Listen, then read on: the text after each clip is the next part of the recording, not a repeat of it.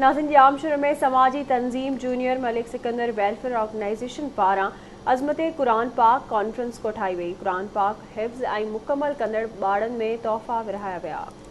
तफ़सीलन लाइ ॾिसूं था अली मुराद चंडियो जी हीअ रिपोर्ट। जामशोर जे बेनज़ीर भुट्टो इस्लामिक मदरसे में समाजी तंजीम junior Malik Sikandar welfare organization पारां अज़मत कुरान कॉन्फ्रेंस कोठाई वई, जंहिंमें मौलाना दीन मोहम्मद बुघियो, हाफ़िज़ इदरीस ऐं ॿियनि इस्लाम जी अहमियत, कुरान ऐं समाजी ख़िदमतुनि बाबति पंहिंजे ख़्यालनि जो इज़हार कयो। जॾहिं त junior Malik Sikandar welfare organization जे अॻुवाणनि ऐं मोअज़्ज़ज़ महिमाननि कुरान पाक हिफ़्ज़ ऐं मुकमल कंदड़ 10 नियाणियुनि, 25 शागिर्दनि ऐं 25 ग़रीब ॿारनि में कुरान पाक, ईद जा कपड़ा ऐं सुन्नत मुस्तफ़ा तहत इस्तेमाल थींदड़ तस्बीह, टोपी, मुसलो ऐं ॿिया तोहफ़ा विरहाया। इन मौक़े ते तंज़ीम जे अॻुवाणनि आवा टीवी सां पंहिंजा वीचार हिन रीत वंडिया। पंटीहनि खे कुरान शरीफ़, टोपी, तस्बीह, अतर ऐं मुख़्तलिफ़ क़िस्मनि जा असां जेके आहिनि तोहफ़ा ॾिना आहिनि। इन्हनि में जेके नियाणियूं बि आहिनि जिन कुरान शरीफ़ कंप्लीट कयो आहे, जेके हाफ़िज़ आहिनि, उन्हनि लाइ मोहतरम जनाब मलिक सिकंदर ख़ान साहब मुख़्तलिफ़ पैकेजिस ॾिना आहिनि। त अहिड़े तरीक़े सां असांजो जेको पूरे ज़िले में कमु हली रहियो आहे, हेल्थ, एजुकेशन, अवेयरनेस ऐं ग़रीब मुस्तहिक़ माण्हुनि ॾे हली वञी उन्हनि जे दरनि ते ख़िदमत करणु,